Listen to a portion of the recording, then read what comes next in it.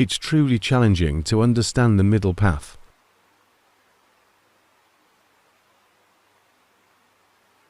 I observes and find that we often sway too much. Sometimes to lax, sometimes to tight. But it's not surprising that it's challenging to find the middle path. Prince Siddhartha also struggled to find the middle path, while he was an ascetic for many years. Sometimes his practice was too tight, sometimes too lax, until he found the middle path.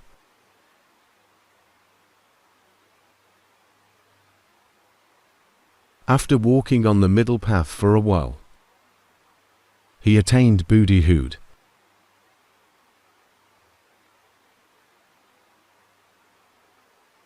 Therefore, if we can walk on the middle path, if we've found it, set your mind and heart to walk it. It doesn't take much time. However, in most cases, walking the middle path is intolerable. People constantly deviate along the way. Especially when it comes to worldly distractions, we often veer off course. Last time, I talked about the leaking water jar. It's a symptom of practitioners. Many people in our generation are like a leaking water jar. When it's time, they meditate. As their minds start to improve, they become restless about this and that. Except for the necessity of making a living. But if it's not about making a living, taking care of parents, or looking after the family, don't waste too much time. Walking the middle path is not something you easily find. It's extremely challenging. I still feel that it's the most challenging thing for anyone to walk the middle path. Once you start walking it, you may still dilly-dally along the way. Oh, it's such a pity. Anything that can make you procrastinate, just leave it behind. Sometimes there are excuses to justify our dilly-dallying, saying that this activity or that one is meritorious and beneficial. In reality, it's a form of dilly-dallying, but it appears virtuous. People in the world dilly-dally by drinking alcohol and indulging in leisure. As for practitioners, we dilly-dally by visiting temples, going in and out of various temples, engaging in various meritorious activities. In my eyes, it's all dilly-dallying.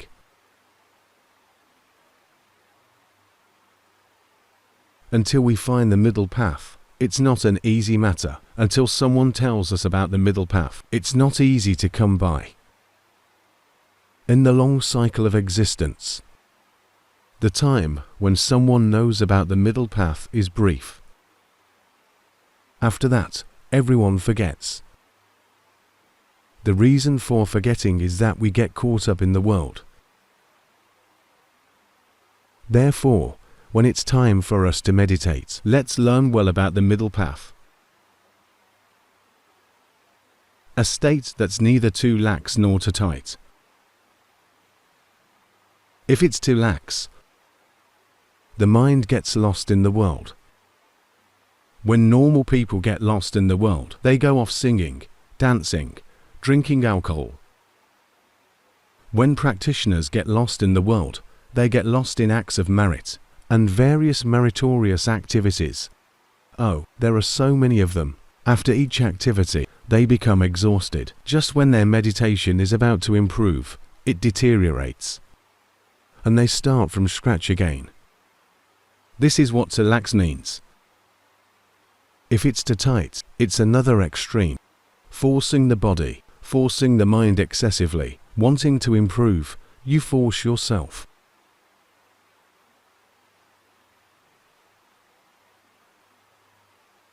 The genuine middle path is not to lax, meaning the mind is not lost. It doesn't wander or indulge. Also, it isn't tense, which signifies being too tight. The middle path is about knowing, feeling the body as the body is, feeling the mind as the mind is. Simply feeling. If we forget the body or forget the mind, we are too lax. If we over-focus on the body or over-focus on the mind, we are too tight. Just be aware of the body, aware of the mind. That's our middle path. Therefore, we must train ourselves to walk this middle path. We must practice formal meditation and observe our mind, whether it's to lax or not. For instance, while sitting in meditation, we breathe in and recite Bud, breathe out and recite Do. The mind then becomes calm, being aware of oneself. In this way, we can enter the middle path. While sitting in meditation, some see this and that, angels, Brahma gods, spirits, the Buddha, Venerable Moggallana, Venerable Sariputta. Why do those who see them claim their appearances differently? Here's another example, the celestial stupa. Many people claim to see the Chulamani Chedi, but each of them describes the stupa differently. In truth, their minds are too lax, they become lost. While sitting in meditation, their minds become lost. Or if while sitting, it becomes too uncomfortable, too tense, that is too tight. 100% of us are either too tight or too lax. Entering the middle path for the first few times, we may briefly step onto it, but then we may become either too tight or too lax again. What should we do to maintain our mind on the middle path? We rely on mindfulness, practice with our meditation object, and through mindfulness, be aware of our own mind. If the mind wanders to a mental object, it means it's too lax. If the mind manipulates and controls the object, it's too tight. Practice with our meditation object diligently and be aware of our own mind diligently. Practice consistently and regularly. The Buddha advised us to practice diligently, cultivate diligently, and practice correctly. Through mindfulness, be aware of the body as it is, and be aware of the mind as it is. Practice extensively, cultivate extensively. Once we comprehend the truth, we become disenchanted, release our attachments, and break free. In the world, no one has self-awareness. In the world, there are only those who are lost. When we wish to practice Dharma, we come to sit and focus. In fact, the mind gets lost in another way. One way is by getting lost in following defilements, and the other is getting lost in resisting defilements, forcing ourselves, becoming tense. What can we do to not be lost? The opposite of being lost is knowing. Therefore, we practice with our meditation object, and we must develop our awareness to be quick. At first, we practice meditation, breathing in and reciting Bud, and breathing out and reciting Do. For example, we can also practice other types of meditation, such as observing the rising and falling of the abdomen, or moving the hands. Anything works, but the key is to practice with a meditation object and maintain awareness of our own mind. If the mind becomes lax, it's because the mind is lost. If it becomes tense, it's because the mind is overcome by greed. It desires to be good. Or if, while practicing, the mind becomes uncomfortable, it's because the mind is with anger. Therefore, to walk along the middle path, we must observe. While practicing with a meditation object, be aware of our own mind. And if the mind follows the defilements and becomes restless, this is too lax. Some people see this and that. Listening to this bores me. Seeing angels, the past, the future. All these are boring. Why don't we see the present? Why don't we see names and forms in the present moment? This is important. It's great and sublime, but most people don't really want it. They want supernatural power over others. All of these are defilements. Therefore, we must practice with a meditation object. Whenever we have the time, practice. While waiting for the bus, I practiced. While on the bus, I continued to practice. Since I was a layperson, I had been practicing all along. I use his breath mindfulness.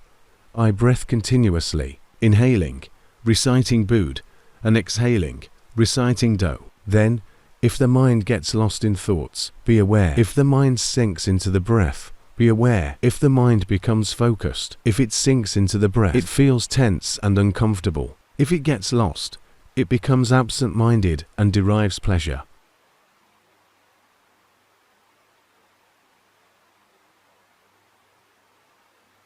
We must practice and maintain consistency. Practice with a meditation object and maintain awareness of our own mind. A lax mind is one that gets lost in defilements. A tense mind follows defilements as well. It attempts to force, control, and manipulate, leading to tightness. When it gets lost, we know.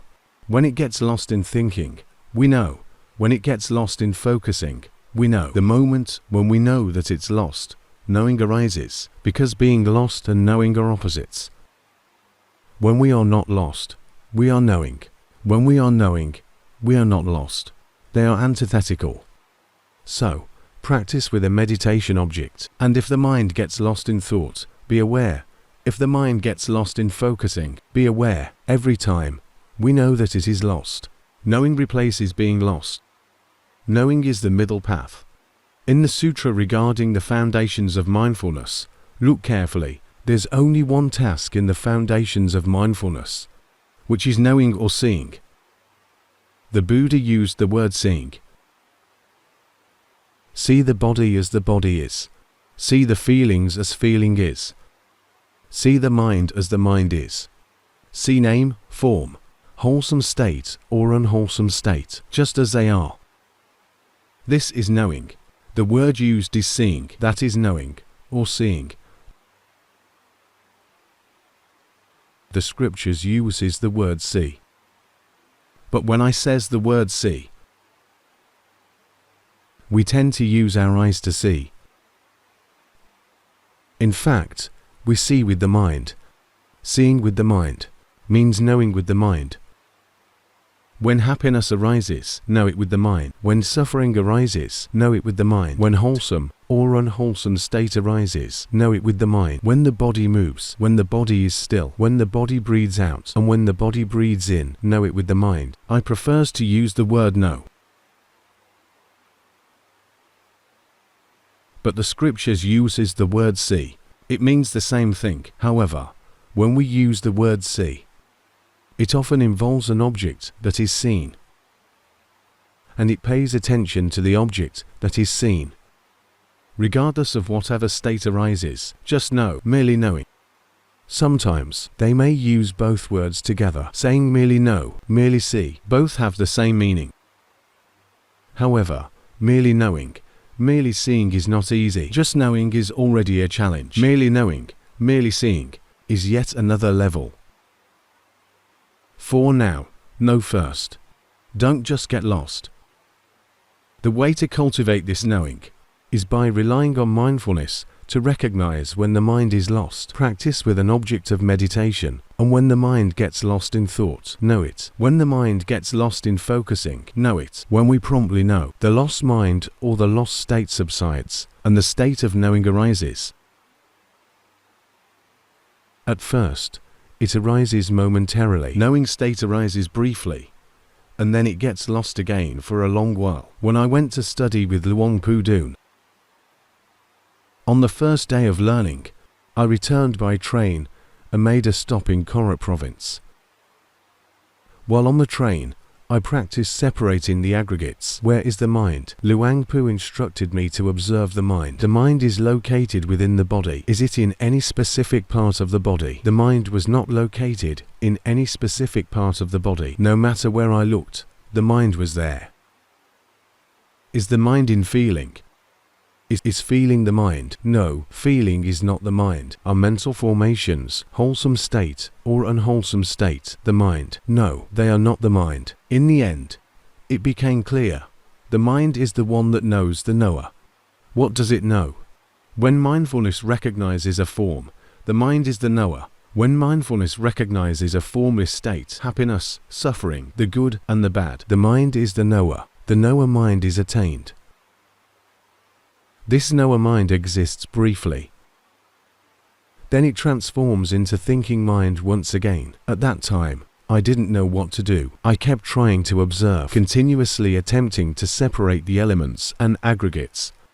7 days passed, and suddenly, the knower mind arose. For 2 to 3 minutes, I couldn't recall the exact figures.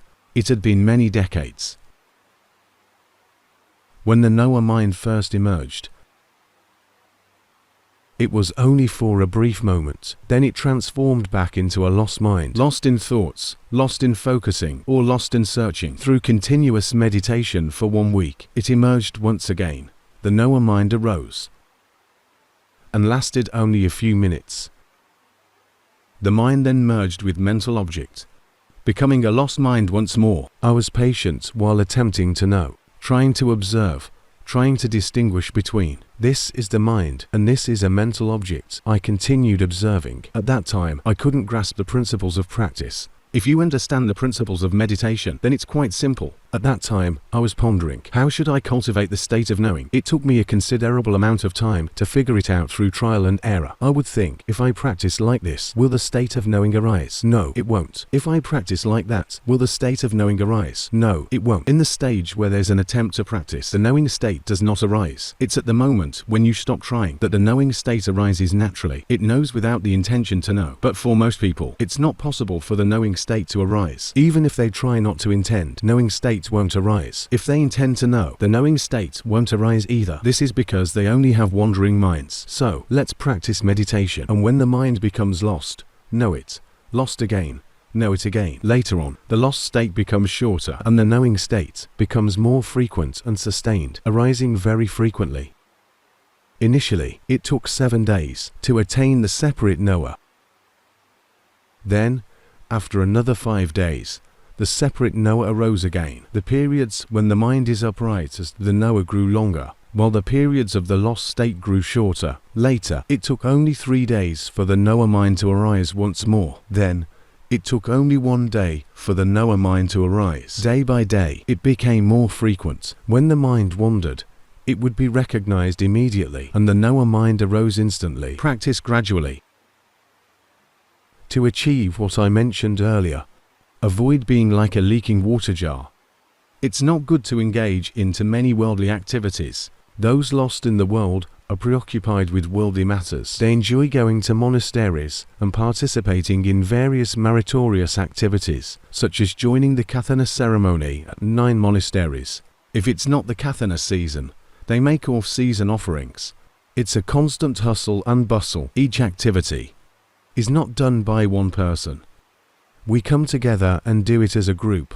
Then, we have fun and enjoy it together. Just take notice, after engaging in each merit-making activity, we become very restless for a while. Thus, avoid unnecessary things, eliminate the superfluous. We aim for something higher than merit. Merit is a support for those traveling a long journey in the round of rebirth. However, for those seeking to transcend the round of rebirth, they must cultivate wholesome states. In the fundamental teaching, the Buddha's teachings on Magga Puya Day, it's clearly stated, Sobbapa Passarakara Nung means the non-doing of evil. Don't do any kind of evil.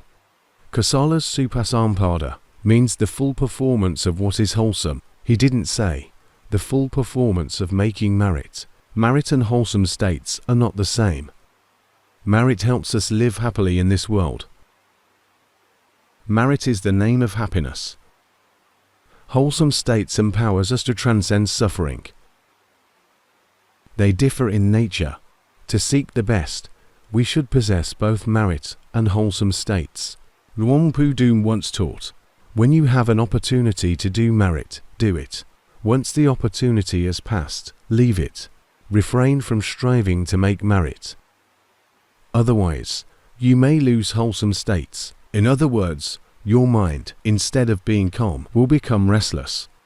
A restless mind is the mind with the delusion, called udhaka, which means restlessness. Therefore, elevate yourself.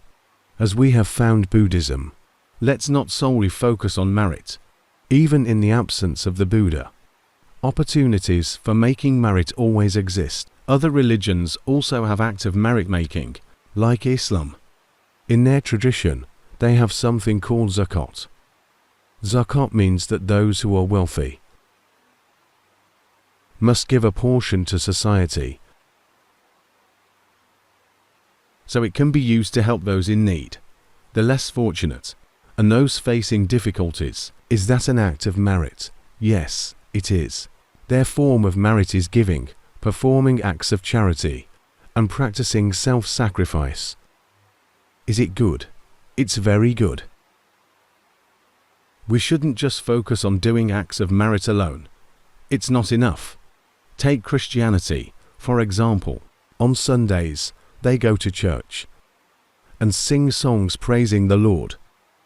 While singing those songs, what do they gain? They earn merit. During that time, their minds aren't engaged in wrongdoing. Their hearts are dedicated to the Lord. Their hearts become tranquil. Singing songs and thinking of the Lord, what do they attain? They attain samadhi. Does samadhi count as merit? Yes, it does. However, that kind of samadhi is just ordinary samadhi, not the right samadhi. It doesn't mean that other people aren't good. They are good in their own way. But as Buddhists, we have our own goodness. Our goodness doesn't stop at acts of merit alone. It must be elevated to wholesome states. Sobbotpassa Akaranau means the avoidance of all evil. Wrongdoings of the mind are evil thoughts. Wrongdoings of speech are evil words. Wrongdoings of the body are evil actions. Kasala's Supasampada means the cultivation of what is wholesome states. What is wholesome states? It is the absence of greed, anger, and delusion. Wholesome states can be referred to as non-greed, non-anger, and non-delusion. Greed, anger, and delusion are the unwholesome states. What constitutes wholesome states? It's the absence of greed, anger, and delusion. Then, what is the state of the mind at that moment? The mind at that moment is awake and joyful. It's not greedy, not angry, and not deluded. We must develop ourselves. Don't stop at just performing acts of merit. Let's train our minds. How can we make the mind not greedy, not angry, and not deluded? It can't be done because the mind is non-self. However, the mind is a natural quality that can be trained. The mind is a natural quality that can't be commanded, but it can be trained. Practice some form of meditation and be mindful of phenomena. Maintain an upright mind as the knower and observer. When the mind wanders, notice it. Notice each time it wanders. This way, the mind will become upright and gain strength. Following that, we continue a meditation. The mind wants to see angels. Know that it's greedy. The mind wants to see the future lottery winning number. Know that it's greedy. The mind becomes dissatisfied. This mind is so restless. Anger arises. The mind is angry. The moment we recognize that the mind is angry, the angry mind subsides, giving rise to the mind that is not angry. Consequently, non-greed and non-anger minds arise. But we still have deluded minds. So, when we become aware of the deluded mind subsides, giving rise to the mind that is not deluded. Therefore, the mind without greed, anger, and delusion is wholesome mind and is born from the power of the right mindfulness and right samadhi. Our mind must stay with the body, and we must have mindfulness to be aware of the changes and movements of the mind. The mind moves and changes when it contacts an object through the eyes, ears, nose, tongue, body, and heart, the six sense doors. When starting out, I'd like to suggest reducing the number of object contacting channels. This means practicing formal meditation. We meditate at home, in our own room, or in some well-off households. They might have a meditation room.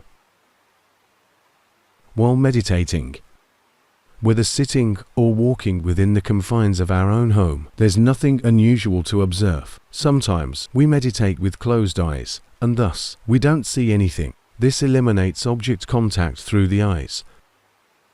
While we're inside our home, there are no unusual sounds, and our minds remain undisturbed by any noises. Even though we have ears, it's as if we don't. The auditory sense organ becomes dormant. Inside our home, there are only familiar smells, no unusual ones. These scents don't stir the mind. Even if there are smells, it's as if there aren't any, and the mind doesn't pay attention. Thus, it's as if the olfactory sense organ is eliminated. While we are in meditation, we don't consume anything. Our tongues are in contact with saliva, but does saliva have a taste? It does. But we are accustomed to it. We don't perceive any taste. Similarly, we all have our own individual scents, but we are accustomed to them. We feel as though we don't emit any unpleasant odors, while even a slight hint of someone else's odor may seem very unpleasant. Why is that? It's because we are accustomed to our own scent. As we sit in meditation, the forms remain the same, nothing of interest. The sounds are the same, nothing of interest. The smells are the same, nothing of interest. Our tongues touch only our own saliva, but there's nothing of interest. Thus we feel no taste. Saliva has a taste,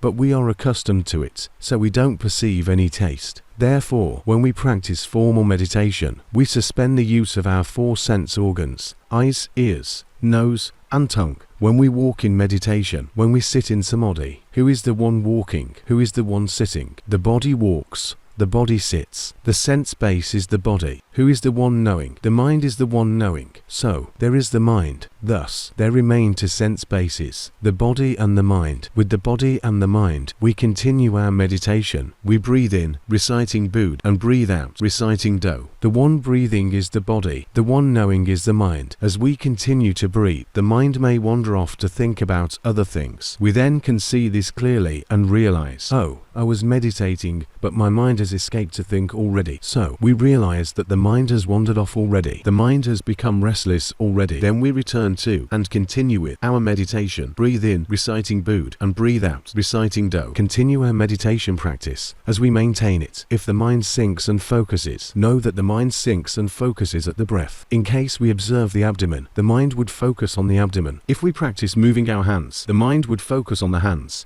If we practice walking meditation, the mind would focus on the feet. In some cases, the mind focuses on their entire bodies. For example, while sitting, the mind focuses on their entire bodies. The sign of focusing is that the mind slips, sinks, and grasps. It holds on to something. Unlike just knowing. Knowing means each entity exists separately. Just like I seeing this water jug. Each exists separately. The mind is here, the jug is there. But if the mind grasps, it jumps in and seizes this water jug. Oops, it's mine. No one can take it. Don't touch it. When we practice formal meditation, we can reduce our sense bases by 4, leaving only the body and the mind. When there are fewer sense bases, it becomes easier to observe. When our mind wanders off into thinking, we know. When the mind wanders into the body, we know. For example, if it wanders to the breath, this means it has wandered into the body. If it wanders to observing the rising and falling of the abdomen, it wanders to the abdomen, meaning it wanders in the body as well. When we walk in meditation and the mind focuses on the feet, the mind wanders in the body. If it doesn't focus on the body, it wanders into thinking. Practice in this way regularly. Every day, try to do it. Whenever you have time, whether it's 4, 5 minutes or 10 minutes, just do it. Each day, practice often. There's no need to wait until bedtime. You should also do it before bedtime. However, during the day, whenever you have the time, just do it. I also practiced in this way. While breathing, if the mind escapes, be aware. If the mind becomes focused, be aware. In daily life, there are 6 sense bases. When doing formal meditation, there are only 2 sense bases. Therefore, It's easier to see the mind, because there are only two sensory stimulating channels. We either get lost in thinking or get lost in focusing. Simply observe in this way. It's as simple as that. As we become skilled, we see the mind move. When the mind moves, we become aware. When the mind becomes lost in thought, we become aware. When the mind becomes focused, we become aware. Next, we enter the battlefield. Entering the battlefield is not like training for it. Practicing formal meditation is like training for battle. Practicing in daily life is like entering the real battlefield. When we are on the battlefield, enemies can come from any direction, and we don't know. Sometimes they come through the eyes, like when we're sitting on a bus and see a beautiful woman or lovely flowers in front of some houses.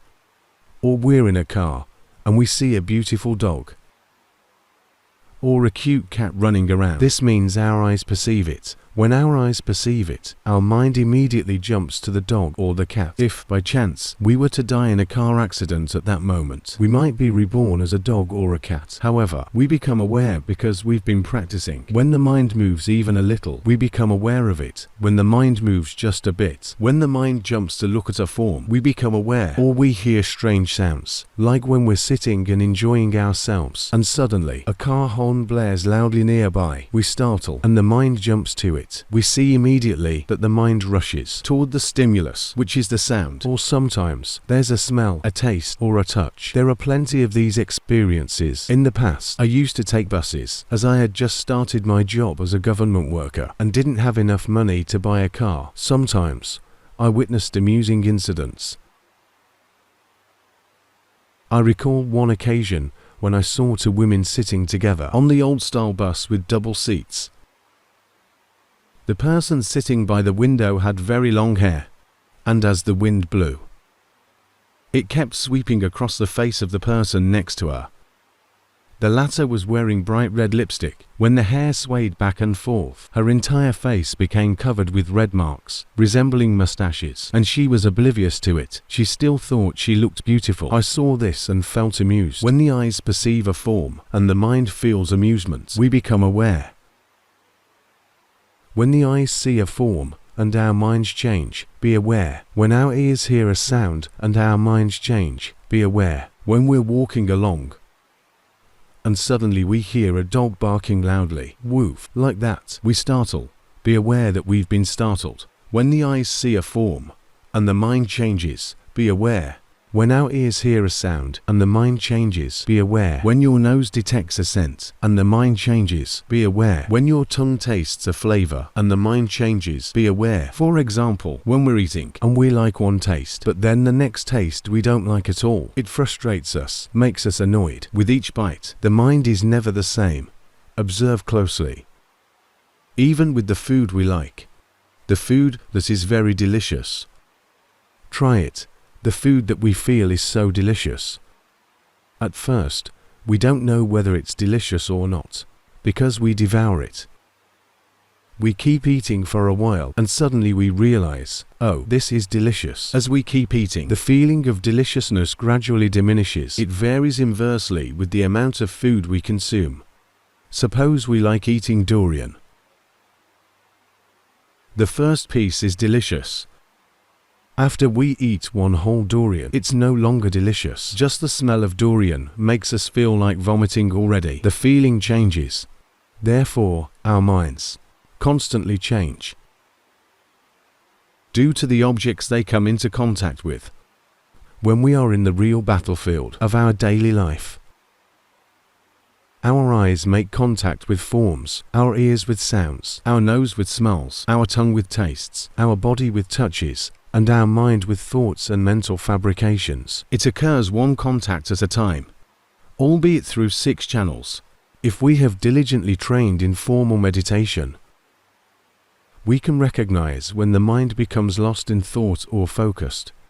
Consequently, when contacts arise through the 6 channels, we can recognize them. Some may wonder, there are contacts from all 6 channels. How can I possibly be aware of them all? When the eyes make contact, should we think this is a form? And when the ears make contact, should we think this is sound? Is this the correct way to practice? No, that's not the wise way to practice. The mind will jump to the eyes and ears, and it becomes chaotic. Doing so means one doesn't know how to practice. However, upright, we will see clearly. The mind that knows ceases, giving rise to the mind that sees form. When mindfulness arises and recognizes the mind that sees form ceases, giving rise to the self-aware mind. We will observe that the mind arises and subsides continuously through all 6 sense bases. Therefore, gradually practice. Engage in formal meditation. Now, if we diligently practice formal meditation, don't become a leaky water jar. Some people fail or don't succeed because of this. They spend time listening to the teachings, practice accordingly, and when the time comes, they procrastinate. They often attend this merit-making ceremony or that one. They make merit all the time, but they can't attain wholesome states. To achieve wholesome states, we must be able to let go of defilements. Some people make merit, enjoy it, and become infatuated. It's a pity. What is there to regret? Regret because you have the opportunity to encounter the Buddha's teachings. Other religions also have acts of merit, but wholesome states exist uniquely within the Buddha's teachings. It can liberate you from greed, anger, and delusion. That's the essence of wholesome states. We rely on the power of mindfulness and samadhi to recognize states. When the mind becomes greedy and is recognized by an upright, neutral mind, the greedy mind then ceases, giving rise to the knower mind, a state of wholesomeness. When anger arises and mindfulness recognizes it, with an upright, neutral mind, the anger then ceases, giving rise to an upright mind, a wholesome mind in its place. That is, as soon as correct mindfulness and the correct samadhi are present, the mind becomes wholesome already. There is no need to struggle to create wholesome states. The moment mindfulness recognizes an unwholesome state, it subsides. Concurrently with the arising of mindfulness, the unwholesome state subsides, and the wholesome state arises already. It's that quick. Practice and progress gradually. I wish to see all of us meditate, so that one day we may experience less suffering. Once we truly understand the correct practice, it becomes our duty to transmit this radiant light to those who are still unaware. Hopefully, they will suffer less, and their suffering will diminish. This is the inheritance of the Buddha's teachings.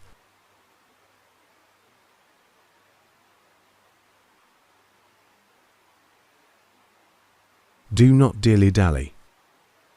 Many like to get together and procrastinate. They end up not being successful.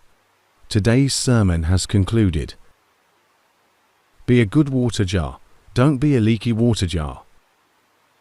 Every day, observe the 5 precepts and engage in formal meditation as many times as we can. Whether we have 5 minutes or 10 minutes, just practice. For the remaining time in our daily life, let our eyes, ears, nose, tongue, body, and mind contact objects and remain aware of our own minds. We will attain liberation in a short time because wholesome states arises. When mindfulness is present, unwholesome state fall away, giving rise to a wholesome state. We accumulate wholesome states until it's sufficient, and then the mind becomes pure. If we engage in wholesome deeds and perform acts of merit, but also commit evil, the mind will never be pure. One day, our enthusiasm will wane. First, we may become discouraged. This doesn't only happen to lay people, it also occurs among monks. When they are newly ordained, they are very energetic, meditating day and night. After many years, they become lethargic. Why? Because their practice doesn't yield results. If it bears fruit, they won't become lethargic. While I was learning with Luang Pu Dun, I never slackened. Did I ever get discouraged? Yes, but I never quit. I would never give up. In practice, I observed the body and mind at work. And it was fun. Things I had never seen before, I saw. Things I had never known, I knew. Things I had never understood, I understood. We've been with ourselves since birth, but we don't know ourselves. Isn't that regrettable? We are born with ourselves, but we don't know it. It's like everyone has never seen their own face. We see other people's faces, but we don't see our own. We only see the reflection in the mirror. I once noticed, did I see my own face? I found that I only see my nose because my nose sticks out a bit. If the nose were flat, I wouldn't see it. We exist, this body exists, this mind exists, but we don't see them. Therefore, don't just wander far away. Learn to go against the current, to know inwardly, to know within your own body, to know within your own mind. Open Ayiko means to be brought inward, to study inwardly. Someday, you will understand correctly that this body is suffering, this mind is suffering, and then the mind will naturally let go of them. When suffering is understood, letting go occurs. There's no need to do anything, no need to attempt to let go. The mind lets go on its own. Since the mind recognizes their quality of suffering, why should it hold on to them? In the past, they used to liken the 5 aggregates to red-hot coals. These coals are beautiful, aren't they? Coals glowing with beautiful colors. And naive children see these beautiful coals and grab them. As soon as they grasp them, they get burnt. Since then, if anyone asks them to grab those red-hot coals, they will never grab them again. This mind is just the same. The mind grasps the aggregates, perceiving them as good, beautiful, and delightful. Yet, when wisdom is matured, these aggregates are perceived as suffering. Now, even if one is hired, one won't grasp them anymore. There's no need to make an effort not to grasp, for one doesn't grasp on their own. Because one sees the truth, one becomes disenchanted. Because one becomes disenchanted, one lets go. Because one lets go, one transcends. Because one transcends, one knows one has transcended. Birth has ended. Birth, which means the mind grasping a form, sound, smell, taste, body, and mind, has ended. Holy life, which is the Dharma practice, is completed. It's like finishing one's studies. Where is the finishing line? The finishing line is when the mind becomes liberated. The mind has been liberated, and there is no more work to be done to further liberate it. There's no need for any more effort. It has already achieved permanent liberation. Thus, birth has ended. Dharma practice has been completed. The duties that should be done are finished. There are no more tasks for purity and liberation. It feels this way. That's the end of suffering. When we practice and reach this point, we will no longer have doubts. Teachers often say, no more doubt in the triple gems. This teacher said no more doubt. That teacher said no more doubt. Why are there no more doubts in the triple gems? Because they have attained a thorough understanding of the ending point of suffering.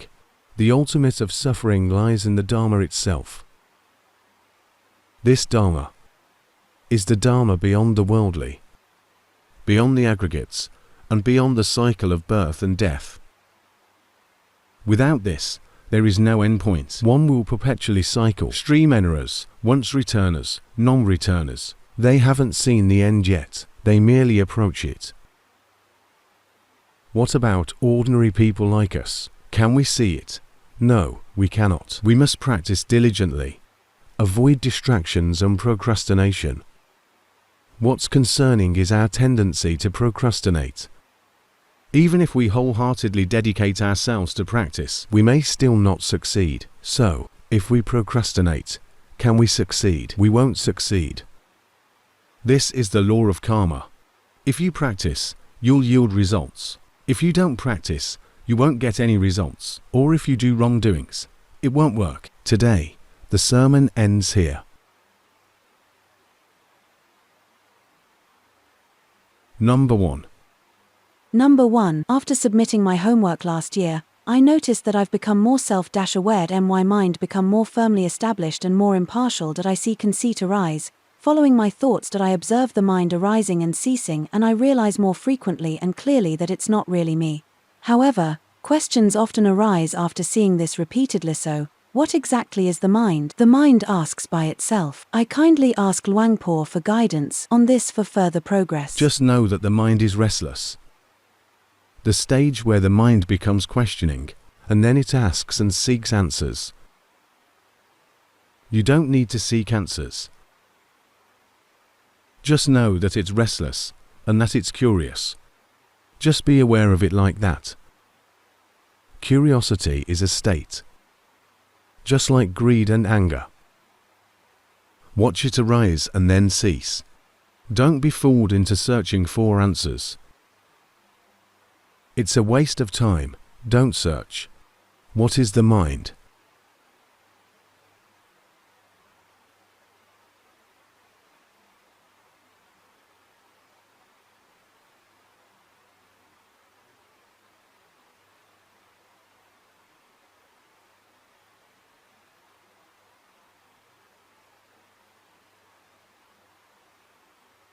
The mind is a natural entity that senses objects. In this world, things exist in pairs. The mind is a natural entity that senses objects, and objects are the things the mind knows. Objects are forms, sounds, smells, tastes, touches, and mental phenomena. Thoughts are mental phenomena. No need to seek. Remain aware in the present moment. You practice well, but are deceived by a deceptive construct into searching. No need to search. Just know in the present moment. Then there's no mistake. The more you search for answers, the more you're deceived by a deceptive construct. It makes your mind become restless, keeping on thinking, analyzing, researching, and criticizing. It's a waste of time. Just know it straightforwardly.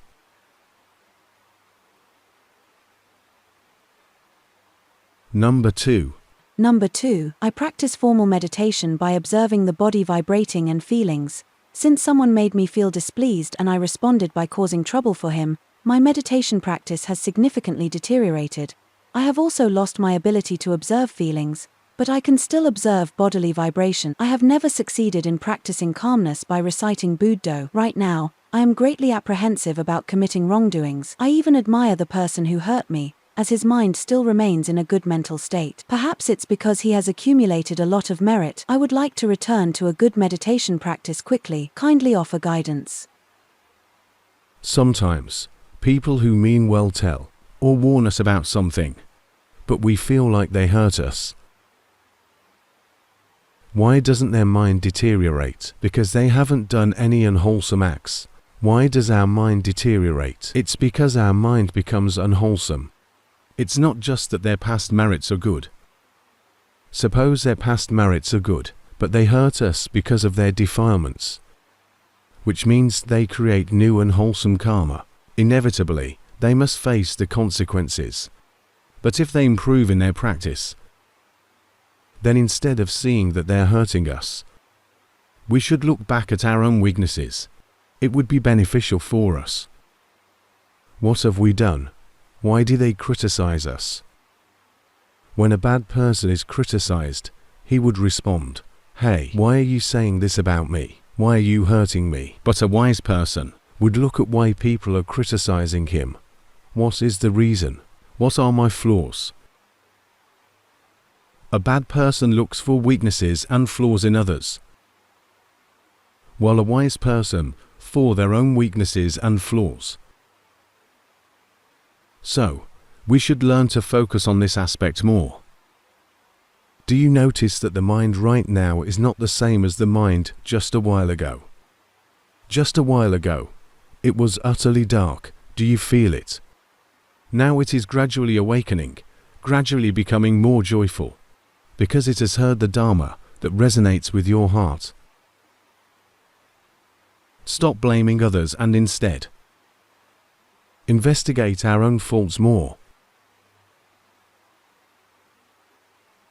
And then life will improve, both in the worldly and the spiritual senses.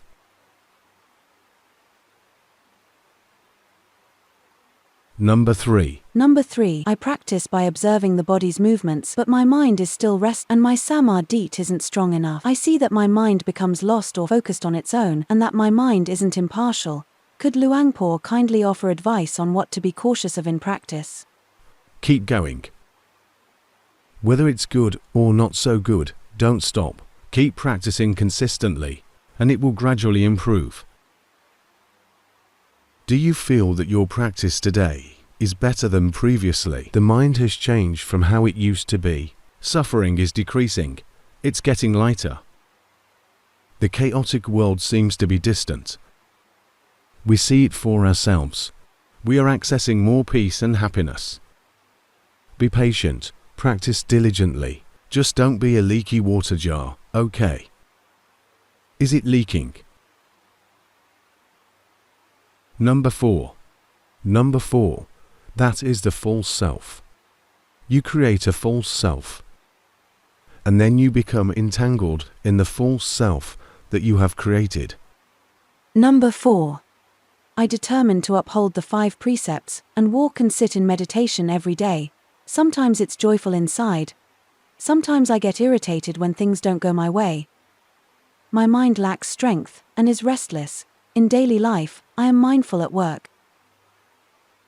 I observe the mind when it begins to think, speak, or act.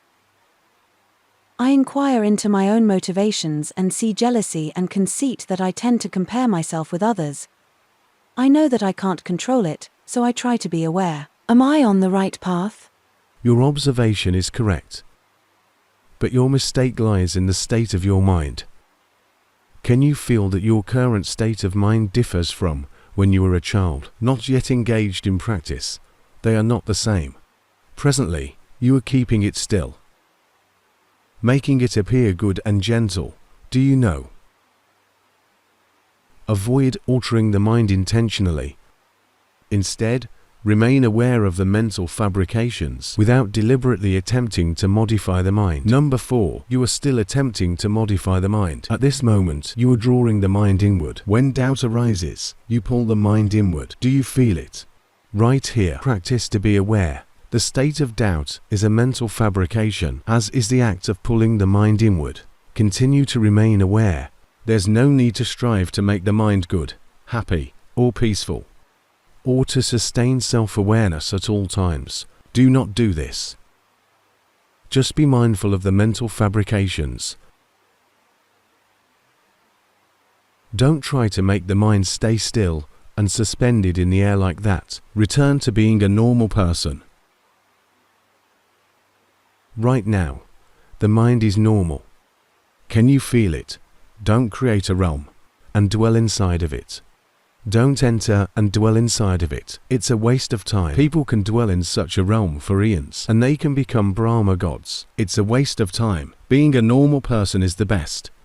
Therefore, the human realm is most suitable for practice. Why? Happiness doesn't last. Suffering doesn't last. It's good at times, bad at times. There's constant change for us to observe.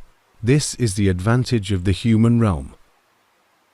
For example, hell beings experience extreme suffering at all times, so it's difficult for them to observe states. Angels, who are not practitioners, only experience continuous happiness, so they don't see impermanence.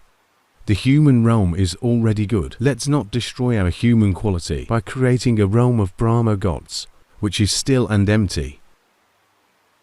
It's the realm of Brahma gods that you're creating. Come out and be a human. Being a human is the best. Angels and Brahma gods, when they are about to pass away, their friends come to warn them, saying, "Set your mind on being reborn as a human." As for us, when we see someone about to pass away, we say, "Stay composed, may you be reborn in heaven." Those who are in heaven wish to be reborn as humans. So, what's the best? Being human is the best. Our minds are constantly changing, making it easy to learn. Therefore, don't try to keep the mind from changing. Staying still is not good. It's a waste of time.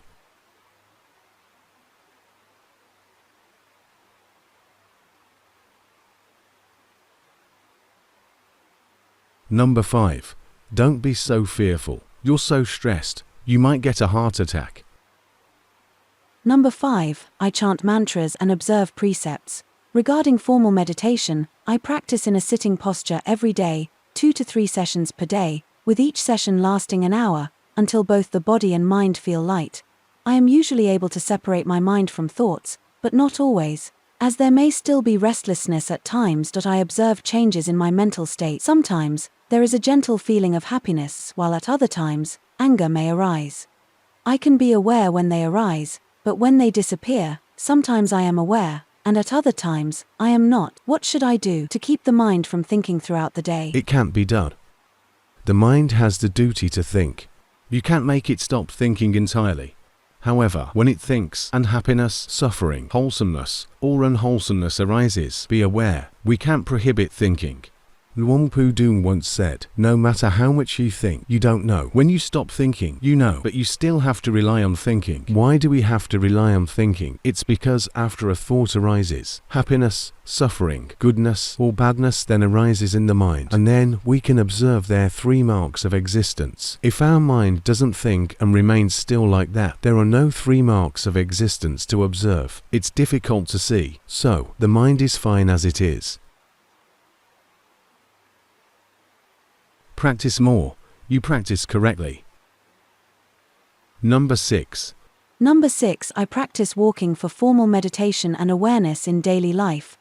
One day, while driving, I saw that trees come from small pieces of bark and various parts of the tree coming together, which helped me understand that everything, including myself, doesn't truly exist. I gradually realized the impermanence of things and that they cannot be held onto. Please, Luang Por, offer advice and point out my flaws. Don't let your wisdom become too advanced. It knows correctly, but once it knows and understands something, let it go. Don't burden yourself with it. Otherwise, you'll have to keep remembering it. It becomes a burden. Keep being aware in the present continuously. In the past, I used to be like this. I meditated, observed the mind, and saw how it works. It concocted this and that, wholesomeness and unwholesomeness. I noticed that mental states constantly change, coming and going. Whatever the mind came to know, it tried to remember. It felt, oh, this Dharma is excellent. And then it remembered this and that and so on. It kept remembering continuously for about a week. At one point, it felt as if I were going crazy. It seemed like wherever I went, I carried the bookcase of Tipitaka with me. When I realized this, I thought, oh, this is a mistake. I've become obsessed with this knowledge, so I let it all go, and my mind became light. Throw it away. Wisdom arises, fulfills, and has finished its function in that moment, so let it go. There's no need to hold on to anything. Maintain awareness in the present moment. Do you understand? Yes, otherwise, your mind will become entangled with wisdom. Can you observe that this mind now is different from the one just a moment ago? Can you perceive the difference? The previous mind wasn't good. Continue to stay aware like this. Don't force it to happen artificially. You're starting to artificially create a state. You're falsely sensing it. Initially, you truly knew it, but then it begins to fabricate a feeling. Don't fabricate it. Number 8 first. Number 7 later, as she doesn't have any problems. Number 8. Number 8. I extend deep concentration into daily life, and I observe that happiness and suffering are short-lived. I also perceive a state of equanimity. When the mind sees this, conceit and satisfaction arise. The mind takes pleasure in rebirth. I'm not sure how to contemplate further so that the mind can accept that birth is suffering. It can't be controlled. If you want to know whether birth is suffering, you should learn suffering. Is this body suffering? If we were not born, would there be a body? Is our mind always good? Do you observe that this mind, at times, is happy and at other times, suffering? If we were not born, would there be a mind? No, there wouldn't. There would be no form or name. Therefore, there wouldn't be any suffering. No matter how marvelous forms and names are, they can't escape suffering. Even if we train our minds until they become radiant like those of Brahma gods, they are not permanent. So we can't rely on them. So, strive to learn that everything is suffering. Even though we train our minds to be as good as those of Brahma gods, they're still suffering. No one can escape suffering, as every time we are born, we are suffering. No matter how marvelous one becomes after birth, they are suffering. Therefore, learn about suffering extensively, and then you won't desire to be born anymore. What are suffering things? Is this body suffering? Is this mind suffering? Number 8. You're starting to see that your own mind is suffering. And in response, you alter the mind to make it seem happy. Don't do it. It's not good. It's not genuine. Those who reborn as Brahma gods are because they try to alter their mind to be happy and tranquil. In reality, all various mental states are impermanent. They don't last forever. All of them are suffering. Observe suffering extensively, and you won't desire to be born anymore. When the body is suffering, be aware. When the mind is suffering, be aware. The mind must perceive objects all the time, and it then becomes suffering. Can you feel? It's like it works all day and night. So, it's suffering. Take a closer look. There is nothing except suffering. Number 7. Number 7. In daily life, I observe the body and mind alternately. I see thoughts, anger, and boredom arise and pass away, and that they can't be prohibited. During the day, I often get lost, sometimes for a short while, and other times for a longer duration, before returning to awareness of the body or mind. Regarding formal meditation, I practice reciting Buddho, alternating with observing the body in motion as my meditation object. Can you please offer guidance on the meditation that's suitable for my temperament? What you're doing is good. As you practice, your mind is progressing. Unwholesomeness takes over your mind less. Wholesomeness arises more frequently. You're on the right path. So keep doing it consistently. Just don't be greedy. Deeply, your mind wants the result. Can you feel? Don't be greedy. Just do the cause, and the result will come naturally. Good. Keep going.